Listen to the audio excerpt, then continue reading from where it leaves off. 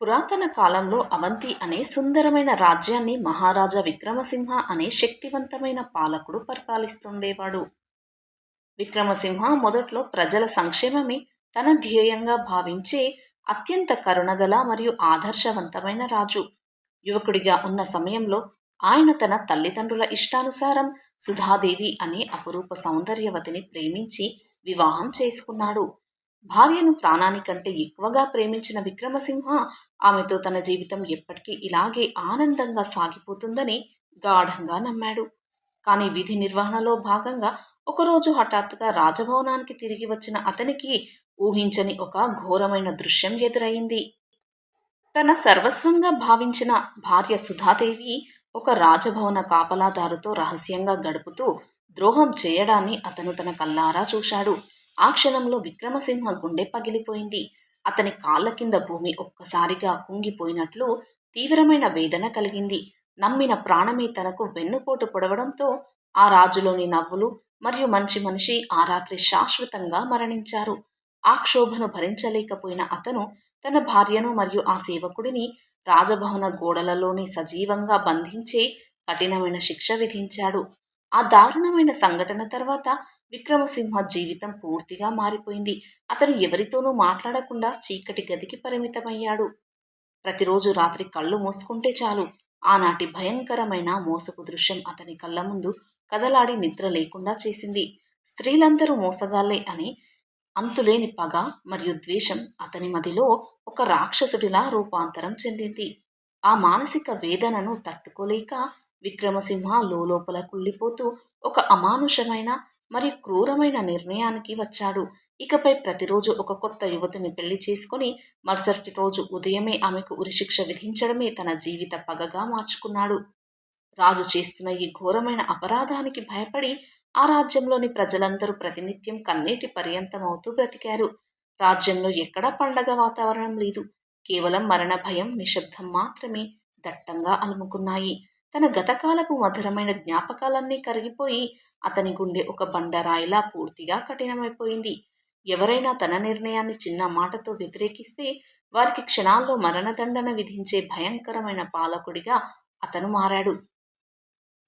ఆ అంధకారంలో కొట్టుమిట్టాడుతున్న విక్రమసింహ జీవితంలోకి ఒక వెలుగు రేఖలాగా సూర్యప్రభ ప్రవేశించబోతుందని అతనికి అసలు తెలియదు.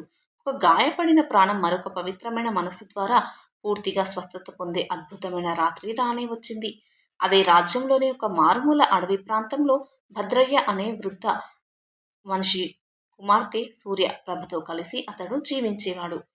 సూర్యప్రభ కేవలం అందగత్తె మాత్రమే కాదు, అపారమైన పరిజ్ఞానం మరియు కారుణ్య హృదయం కలిగిన అద్భుతమైన యువతి. తన తండ్రితో కలిసి అడవికి వచ్చే అనారోగ్య బాధితులకు ఆమె స్వయంగా మూలికలతో మందులు తయారు చేసి ప్రాణాలు కాపాడేది.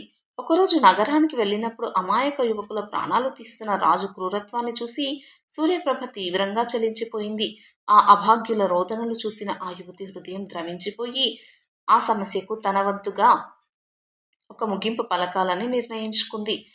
తన ప్రాణాలకు ముప్పు ఉందని తెలిసినప్పటికీ ఆ క్రూరమైన రాజును మార్చగలననే బలమైన ఆత్మవిశ్వాసంతో ఆమె ముందుకు అడుగువేసింది. వృద్ధ తండ్రి ఎంత వారించినా వినకుండా ఎంతోమంది ప్రాణాలు కాపాడేందుకు తాను బలి కావడానికైనా సిద్ధమని సూర్యప్రభ స్పష్టం చేసింది. అలా రాజభవన ద్వారాల వద్దకు చేరుకున్న సూర్యప్రభను చూసి కావలివారులు ఆశ్చర్యపోయారు. ఎందుకంటే ఆమె కళ్ళల్లో ఏమాత్రం భయం లేదు. మరుసటి రోజు ఉదయం ఉరిశిక్ష ఖాయమని తెలిసినా ఆమె పెదవులపై ఒక ప్రశాంతమైన చిరునవ్వు ఏమాత్రం చెదరలేదు. వివాహం జరిగిన మొదటి రాత్రి సూర్యప్రభ ఎంతో ప్రశాంతంగా తన సంప్రదాయ అలంకరణతో రాజు రాక కోసం గదిలో వేచి చూసింది. గదిలోకి ప్రవేశించిన విక్రమసింహ గోడపై ఉన్న తన మాజీ భార్య చిత్రాన్ని చూసి మళ్ళీ కోపోద్రిక్తుడై పెద్దగా అరిచాడు. కానీ సూర్యప్రభ ఏమాత్రం భయపడకుండా ఎంతో మృదువుగా, మహారాజా, చావు ఎప్పుడైనా రావచ్చు, కానీ ఈ రాత్రి మనకు మాత్రమే సొంతం అని పలికింది. ఆమె గొంతులోని ఆ ప్రశాంతమైన భావన విక్రమసింహ రగిలిపోతున్న గుండెల్లో చల్లనిటి నీరు చల్లినట్లుగా కాస్త శాంతినిచ్చింది. రాజు కోపాన్ని తగ్గించడానికి సూర్యప్రభ ఎంతో ఆసక్తికరంగా ఒక అద్భుతమైన నీతి కథను చెప్పడం ప్రారంభించింది. తన తెలివైన మాటలతో మరియు హుందా అయిన నడవడికతో విక్రమసింహ ఆలోచన విధానాన్ని ఒక్కో మెట్టుగా మార్చుకుంటూ వెళ్ళింది. లోకంలోని స్త్రీలందరూ ఒకేలా ఉండరని, నిజమైన ప్రేమకు మరియు త్యాగానికి ప్రతిరూపాలు కూడా ఈ భూమిపై ఉంటారు అని ఆమె తెలిపింది. ఆ కథ మొదటి భాగం ముగిసే సమయానికి విక్రమసింహ కళ్ళల్లో తొలిసారిగా పశ్చాత్తాపపు నీరు మురిసింది. తన గత అనుభవాల వల్ల చిన్న ఆ అంధకారాన్ని తొలగిస్తూ సూర్యప్రభ ఆయనలో సరికొత్త ఆలోచనలు రేకెత్తించింది. ఆ కథను మధ్యలోనే ఆపేసింది. తెల్లారే సమయానికి రాజు ఆమెను ఆ రోజు ఒక్కరోజు మినహాయించి తదుపరి విచారణ కోసం బ్రతకనివ్వాలి అని నిర్ణయించుకున్నాడు. అలా మొదటి రాత్రి ముగిసేసరికి రాక్షసుడు లాంటి రాజు మనసులో సూర్యప్రభ పట్ల ఒక గౌరవం ఏర్పడింది. రెండో రోజు రాత్రి గదిలోకి రాగానే విక్రమసింహ ఆతృతగా మిగిలిన కథను వినిపించమని సూర్యప్రభను కోరాడు. సూర్యప్రభ చిరునవ్వు నవ్వుతూ కథను ముందుకు తీసుకెళ్తూ పాతకాలపు ఒక వర్తకుడి ఉదంతాన్ని వివరించడం మొదలుపెట్టింది. పురాతన కాలంలో ఒక నగరంలో ఒక నిజాయితీ గల వర్తకుడు నివసించేవాడు. ఆయనకు ఒక భార్య, ఒక యవ్వనం ఉట్టిపడుతున్న కుమార్తె మరియు ఇద్దరు కుమారులు ఉండేవారు. కుమార్తె పెద్దది కావడంతో ఆమెకు ఘనంగా వివాహం చెయ్యాలని ఆ తండ్రి పగలు రాత్రి కష్టపడేవాడు. ఆ కష్టాన్ని తీర్చుకోవడానికి మరియు వ్యాపార నిమిత్తం ఆయన ఒకసారి చాలా దూర ప్రాంతాలకు ప్రయాణం కావాల్సి వచ్చింది. సుదీర్ఘమైన ప్రయాణం కావడంతో ఆయన తన కుటుంబానికి త్వరలోనే తిరిగి వస్తానని ధైర్యం చెప్పి బయలుదేరాడు. ప్రయాణం చేసేటప్పుడు కూతురు తనకు తినడానికి కొన్ని ఖర్జూర పండ్లను ఇచ్చి దారిలో ఆకలి వేస్తే తినమని చెప్పింది. ఆ ఖర్జూరాలను సంచిలో వేసుకుని ఆ వర్తకుడు ప్రయాణం సాగించాడు. కొంత దూరం వెళ్ళాక ఎండ తీవ్రత ఎక్కువగా ఉండడంతో ఆయన తీవ్రంగా అలసిపోయాడు. అప్పుడు దారిలో ఒక పాత బావి కనిపించడంతో అక్కడ కాసేపు విశ్రాంతి తీసుకోవాలని నిర్ణయించుకున్నాడు. బావి నీడలో కూర్చొని తన కుమార్తె ఇచ్చిన ఖర్జూర పండ్లను ఒక్కొక్కటిగా తింటూ వాటి గింజలను పక్కకు పడేయసాగాడు. అలా ఖర్జూరాలు తింటున్న సమయంలో పొరపాటున ఒక ఖర్జూరపు గింజ జారి బావిలోని నీటిలో పడిపోయింది. ఆ గింజ నీటిలో పడిన వెంటనే బావిలోని ఆ నీరంతా ఒక్కసారిగా రక్తపు మడుగులా ఎరుపెక్కిపోయింది. అదే క్షణంలో ఆ బావి లోపల నుండి అగ్నిలాంటి ఎర్రటి కళ్ళతో చేతిలో పదునైన కత్తి పట్టుకుని ఒక భయంకరమైన రాక్షసుడు బయటకు దూసుకువచ్చాడు. ఆ రాక్షసుడు కోపంతో వణికిపోతూ ఆ వర్తకుడిని చూసి, నీకు ఎంత ధైర్యం అసలు? నువ్వు బావిలో పడేసిన ఆ ఖర్జూర గింజ నా చిన్న కొడుకు గొంతులో పడి ప్రాణాలు తీసేసింది. నీ నిర్లక్ష్యం కారణంగా నేను నా కొడుకును కోల్పోయాను. ఇప్పుడు నేను ప్రాణాలతో విడిచిపెట్టే ప్రసక్తే లేదు. నీ శరీరాన్ని ముక్కలు ముక్కలుగా నరికి చంపుతాను అని గర్జించాడు. ఆ అకస్మాత్ పరిణామానికి ఆ వర్తకుడు వణికిపోయాడు.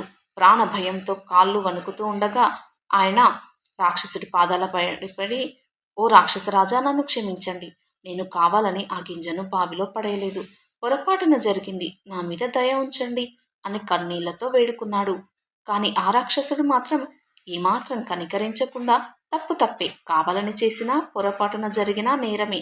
నా కొడుకు ప్రాణాలు పోయినట్లే నీ ప్రాణాలు కూడా పోవాల్సిందే. రక్తానికి బదులు రక్తం. ఇదే ఈ లోకంలో నిజమైన న్యాయం అని ఖరాఖండిగా చెప్పాడు. అప్పుడు ఆ వర్తకుడు కన్నీరు మున్నీరవుతూ, మహారాజా, నన్ను చంపే ముందు నాకు చిన్న కోరిక ఉంది. నా కుటుంబానికి నేనొక్కడినే దిక్కు. నేను చేసిన అప్పులు తీర్చాలి మరియు నా కూతురికి ఘనంగా పెళ్లి జరిపించాలి. నాకు కొంత సమయం ఇవ్వండి. నేను వెళ్ళి నా బాధ్యతలు పూర్తి చేసి సరిగ్గా నెల రోజుల్లో తిరిగి మీ ముందుకు వస్తాను. అప్పుడు మీరు నన్ను ఏ శిక్ష వేసినా సంతోషంగా స్వీకరిస్తాను అని ప్రాధేయపడ్డాడు. ఆ వర్తకుడు చెప్పిన మాటల్లోని నిజాయితీని చూసి ఆశ్చర్యపోయిన ఆ రాక్షసుడు క్షణం పాటు ఆలోచనలో పడ్డాడు. సరేనని నమ్మి అతనికి సరిగ్గా ఒక నెల రోజుల గడువు ఇచ్చి ఇంటికి వెళ్ళిపోమ్మని వదిలిపెట్టాడు. ఆ వర్తకుడు తీవ్రమైన వేదనతో చావుముఖం చూసి వస్తున్నాననే బాధతో ప్రయాణమై తన ఇల్లు చేరుకున్నాడు. ఇంటికి వచ్చిన భర్తను చూసి భార్య పిల్లలు ఎంతో సంతోషించారు. కానీ ఆయన ముఖంలోని దిగులును చూసి ఆమె మనసు కదిలిపోయింది. రోజులన్నీ గడిచిపోతున్నాయి. గడువు ముగిసే సమయం దగ్గర పడుతుండటంతో ఆ వర్తకుడు ప్రతిరోజు రాత్రి కన్నీరు కారుస్తూ నిద్ర లేకుండా గడిపాడు. ఒకరోజు రాత్రి భార్య బలవంతం చేసి అడగడంతో ఆ వర్తకుడు తను రాక్షసుడికి ఇచ్చిన మాట గురించి, రేపు తాను చనిపోవడానికి వెళ్ళాలని ఉన్న నిజమంతా చెప్పాడు. ఆ మాటలు విన్న ఆ భార్య గుండె పగిలిపోయింది. ఆమె భర్త కోసం తన ప్రాణాలను అర్పించడానికైనా సిద్ధపడింది. కానీ ఆ వర్తకుడు ఒప్పుకోలేదు. తప్పు తాను చేశాడు కాబట్టి శిక్ష కూడా తానే అనుభవించాలని చెప్పి తెల్లవారేసరికి కుటుంబానికి కన్నీటి వీడుకోలు చెప్పి బయలుదేరాడు. సరిగ్గా నెల రోజులు నిండేసరికి ఆ వర్తకుడు మళ్ళీ ఆ బావి దగ్గరకు చేరుకుని రాక్షసుడిని పిలిచాడు. ఇచ్చిన మాట ప్రకారం చావుకు వెనకాడకుండా మృత్యువును కోరుకుంటూ వచ్చిన ఆ మనిషిని చూసి ఆ రాక్షసుడు నివ్వెరపోయాడు. మనుషుల్లో కూడా ఇంతటి నిజాయితీ, మాట నిలబెట్టుకునే గుణం ఉంటుందా అని ఆశ్చర్యపోయి ఆ రాక్షసుడు ఆ వర్తకుడిని క్షమించి విడిచిపెట్టాడు.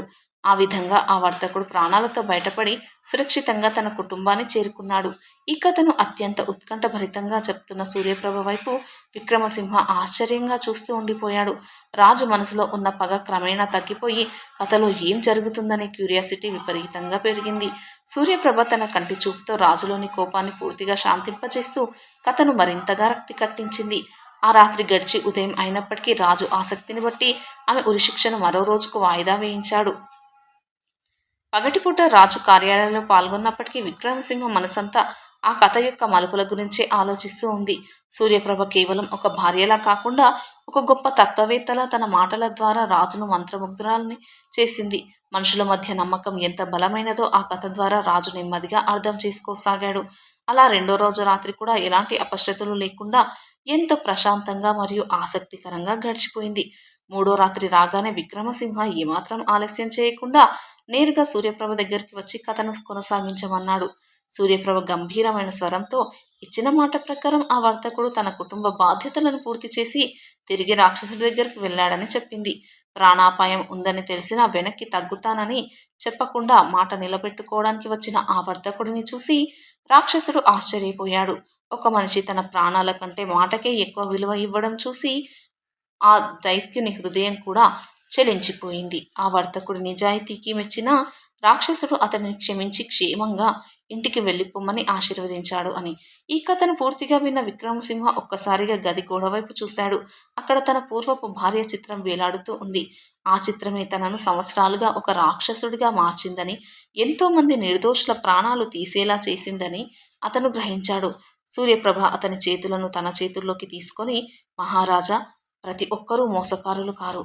ఒక్కరి తప్పుకు అందరినీ శిక్షించడం తప్పు అని చెప్పింది. ఆ మాటలు విన్న వెంటనే విక్రమసింహ కళ్ళ నుండి ఆనంద బాష్పాలు వరదలా కారిపోయాయి. ఆయన తన గది గోడపై ఉన్న ఆ నష్టపోయిన జ్ఞాపక చిత్రాన్ని తన చేతులతోనే బలంగా చింపి ముక్కలు చేశాడు. ఆ చిత్రాన్ని నాశనం చేయడంతో పాటు తన మనసులో సంవత్సరాలుగా గూడు కట్టుకున్న అహంకారాన్ని కూడా ఆయన తగలబెట్టాడు. సూర్యప్రభ వైపు కృతజ్ఞతాభావంతో చూస్తూ తాను చేసిన ఘోరమైన పాపాలన్నింటికీ క్షమాపణ కోరాడు.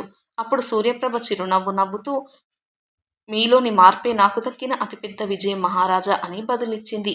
ఆ రాత్రి ఆ రాజభవనంలో ఎలాంటి భయం లేదు. కేవలం ప్రేమ మరియు క్షమ మాత్రమే రాజ్యమేలాయి. తెల్లవారిన తర్వాత రాజు తన సైనికులను పిలిచి ఇకపై రాజ్యంలో ఎలాంటి ఉరిశిక్షలు ఉండవని ప్రకటన చేశాడు. అమాయక యువతుల ప్రాణాలు కాపాడిన ఆ మహారాణి గొప్పతనాన్ని చూసి ప్రజలందరూ ఆనందంతో ఉప్పొంగిపోయారు. ఆ భద్రయ్య తన కూతురు సాధించిన ఈ అద్భుత విజయాన్ని తెలుసుకుని గర్వంతో కన్నీరు కార్చాడు. విక్రమసింహ తన రాజ్యాన్ని ఒక ధర్మబద్ధమైన మరియు ప్రేమతో కూడిన రాజ్యంగా తీర్చిదిద్దాలని నిర్ణయించుకున్నాడు.